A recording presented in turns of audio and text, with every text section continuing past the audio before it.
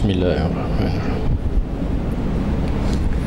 Assalamualaikum warahmatullahi wabarakatuh.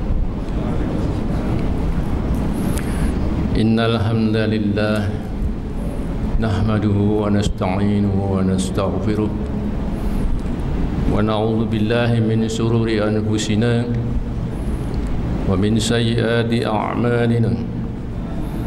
من يهدي الله فلا مضل له ومن يضلل فلا هادي له أشهد أن لا إله إلا الله وأشهد أن محمدا عبده ورسوله لا نبي بعده رب اشرح لي صدري ويسر لي أمري واحلل عقدة من لساني يفقهوا قولي أما بعد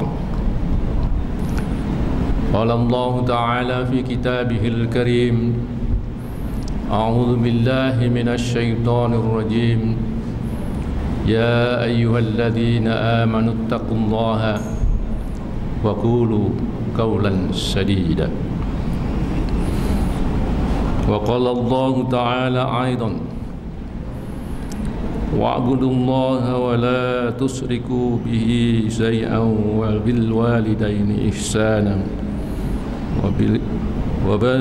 وبذي القربى واليتامى والمساكين والجار القربى والجار الجنب والصاحب بالجنب وابن السبيل وما ملكت أيمانكم إن الله لا يحب من كان مختالا فخورا صدق الله العظيم.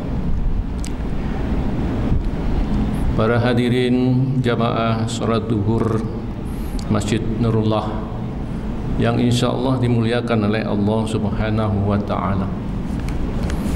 Mari kita panjatkan puji syukur kehadirat Allah Subhanahu wa taala yang telah memberikan nikmat-nikmat kita, nikmat yang tak terhingga banyaknya, sehingga kita bisa berada di masjid yang mulia ini untuk melaksanakan sholat duhur berjamaah. Mudah-mudahan seluruh rangkaian amal ibadah kita diterima oleh Allah Subhanahu wa taala. Amin.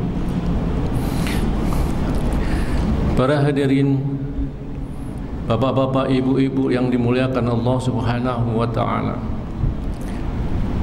Ayat tadi yang dibacakan adalah surat An-Nisa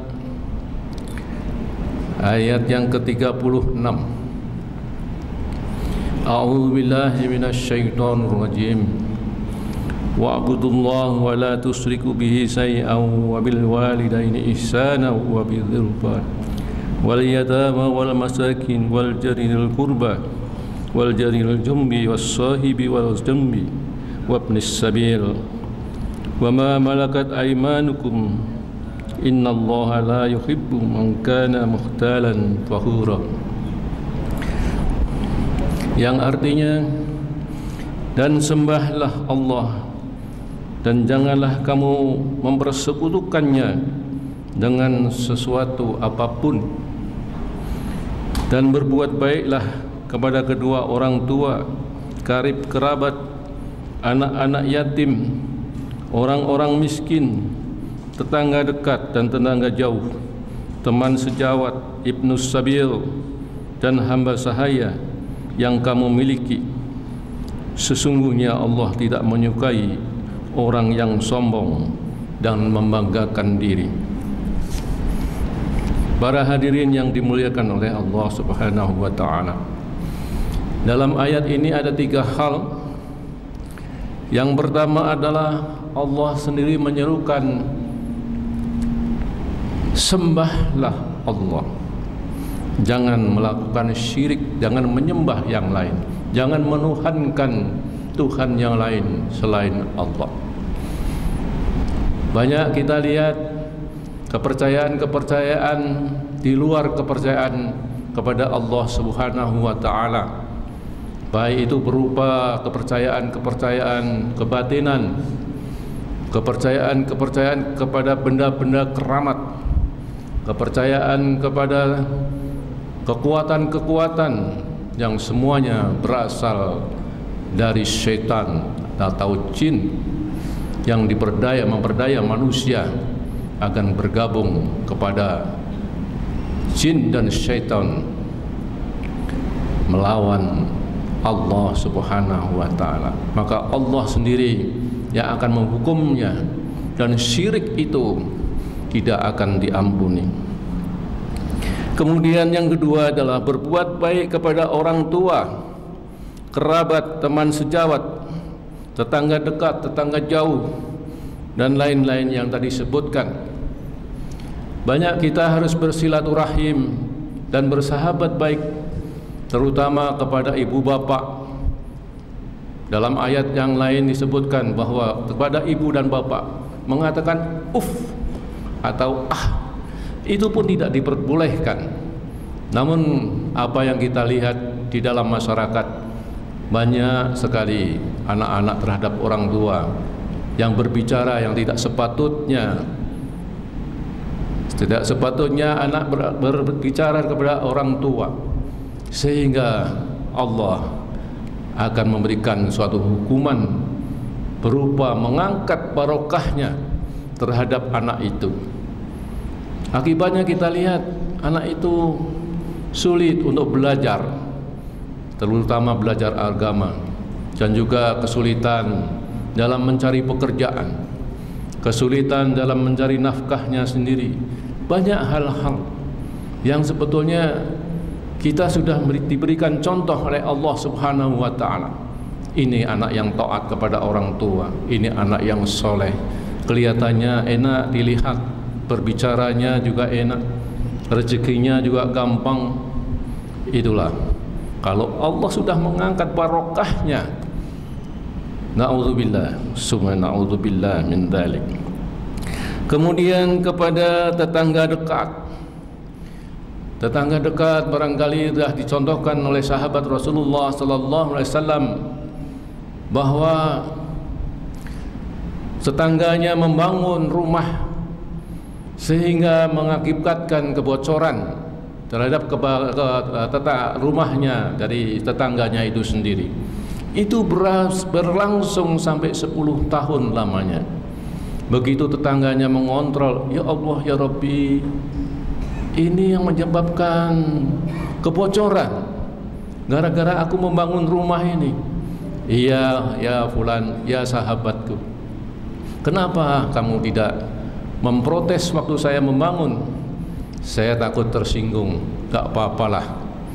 Sampai begitu dia bisa mengorbankan demi tetangganya, demi kerukunan terhadap tetangganya.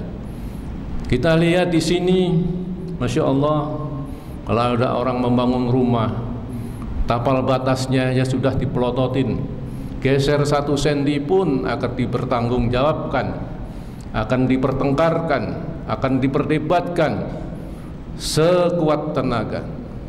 Padahal kalau mati tidak ada yang dibawa mati. Masyarul muslimin rahimakumullah. Kepada hamba sahaya dan teman sejawat, teman sekantor, dan hamba kerabat-kerabat kita di silaturahim, baik yang dekat maupun yang jauh, bahkan yang jauh sekali, itu pahalanya paling besar.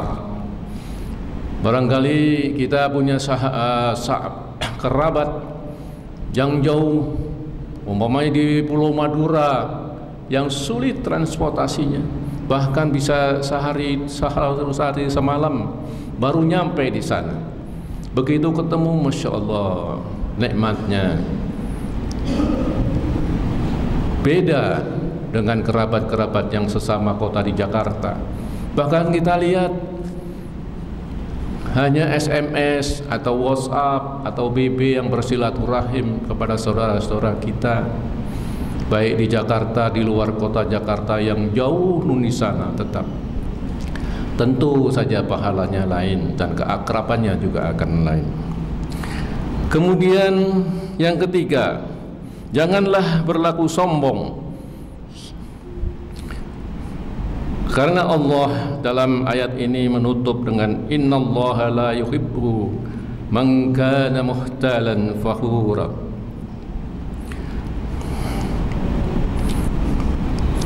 Sesungguhnya Allah tidak menyukai orang-orang yang sombong dan membangga-banggakan diri. Sombong itu banyak. Ada sombong dengan cara melecehkan orang lain. Kamu itu bisa apa? Ada suatu pemandangan yang biasa kita lihat, seorang yang berdiri dan berpakaian perlente memandang tukang sapu atau pegawai perenggahan, mungkin cleaning service, itu merasa ditatap wajahnya pun tidak.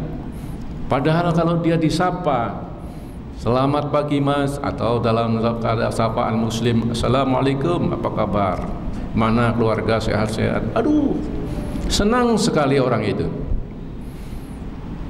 Kalau kita melecehkan dia, itu sebaliknya, derajat kita akan lebih rendah di mata Allah Subhanahu wa ta'ala. Kita harus husnuzon terhadap dia. Walaupun kita itu orang yang terhormat, melihat orang yang sedang mengepel lantai atau mencuci kotoran atau yang membersihkan toilet, kita harus husnuzon. Barangkali dia lebih mulia dari saya. Siapa tahu dalam waktu-waktu senggang dia tetap baca Al-Quranul Karim, sholatnya tidak pernah ditinggalkan, baik yang wajib maupun yang sunnah, baik ba'diyah maupun qobliyah.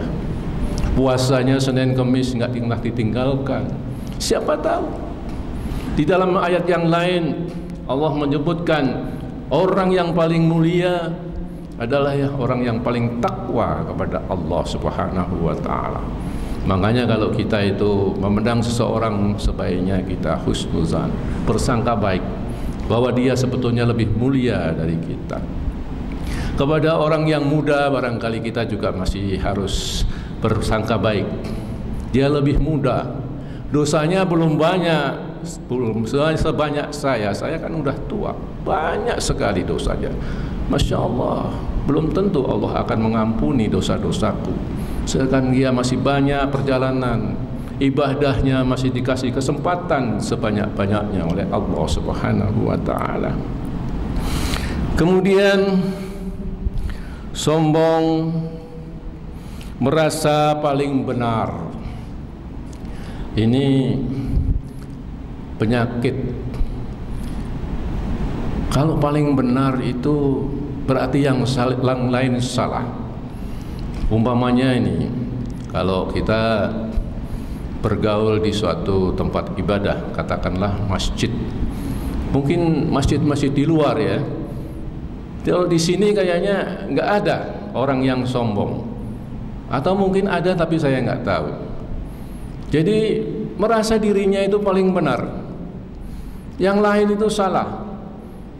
Malah lebih sadis lagi. Jangan begitu, itu neraka. Ya Allah, ya Rabbi, apa dia yang punya surga? Jadi sebaiknya kalau ada perbedaan-perbedaan begitu, itu ditanyakan kepada Ustadz. Ya Ustadz, saya melihat saudara saya beribadah seperti itu. Nah, Ustadz yang bijaksana tentu dia akan menjawab dengan pertanyaan menurut mazhab yang satu ini, begini, begini, begini, begini. Menurut mazhab yang kedua itu begini, begini. Karena ada 4 mazhab sampai dengan yang mazhab yang keempat. Silahkan, bagaimana menurut Anda? Kalau sudah dijelaskan 4 mazhab, yang paling cocok yang mana? Yang paling mengena yang mana? Jangan sampai dia punya pendapat seperti katakanlah isbal. Isbal itu pakaian yang menutup mata kaki. Di dalam hadis disebutkan bahwa isbal itu haram hukumnya, kecuali tidak ada latar belakang sombong. Pada waktu itu Rasulullah SAW mengeluarkan hadis seperti ini, dijawab oleh Abu Bakar radhiyallahu anhu. Ya Rasulullah, celana saya suka melorot sehingga menutupi mata kaki saya. Oh, kalau sahabatku ini tidak apa-apa karena tidak sengaja. Itu yang sengaja. Tapi ada satu pihak yang mengatakan haram hukumnya, baik itu sengaja maupun tidak sengaja. Neraka tempatnya. Ya, kayak neraka punya dia. Na'udzubillah, summa na'udzubillah min dzalik. Makanya sebaiknya kalau ada perbedaan-perbedaan itu kita tabayun, kita cari tahu kepada yang melakukan. Kamu melakukan ini ada dasar hukumnya atau tidak? Kalau kita lihat di Mekah Al-Mukarramah, di Masjidil Haram, banyak perbedaan. Ada yang sholat itu begitu cepat, begitu takbiratul ihram, kira-kira berapa detik dia langsung rukuk. Setelah selesai ditanya, ya sahabat, kenapa anda sholat begitu cepat? Apa yang kau baca? Kan surat di dalam Al-Quran, 1 ayat 2 ayat, ada dasar hukumnya? Ada, ini dalilnya ada. Nah, ini namanya tabayun. Jangan mendoktrin atau menjas atau menentukan, oh yang begitu itu udah haram hukumnya dan neraka tempatnya. Sebaiknya orang-orang yang bijaksana seperti itu ya tabayun. Banyak kata Rasulullah sallallahu alaihi wasallam terbagi oleh 73 golongan. Apakah golongan yang mana? Semua ada dasar hukumnya. Tapi orang yang keras kepala itu kalau diberikan suatu dasar hukum, apa itu? Do'if. Bukan do'if lagi, maudhu. Do'if itu hadis yang lemah. Maudhu itu hadis yang palsu. Jadi begitulah menyikapi perbedaan-perbedaan. Itulah yang dikatakan la yuhibbu muhtalan fakhura. Innallaha la yuhibbu man kana muhtalan fakhura. Allah tidak menyukai orang-orang sombong dan yang membangga-banggakan diri. Para hadirin yang dimuliakan oleh Allah Subhanahu wa taala, mari kita memohon kepada Allah Subhanahu wa taala, mudah-mudahan kita dihindarkan dari rasa-rasa sombong yang dibenci oleh Allah Subhanahu wa taala, diselamatkan baik di dunia maupun di akhirat. Rabbana atina fid dunya hasanah wa fil akhirati hasanah wa qina adzabannar wa adkhilna jannata ma'al abrar ya aziz ya ghafar ya karim ya sattar ya rabbal alamin. Wa sallallahu ala sayyidina Muhammadin wa ala alihi wa sahbihi wasallam. Subhana rabbil izzati amma yasifun wa alal mursalin walhamdulillahi rabbil alamin. Assalamualaikum warahmatullahi wabarakatuh.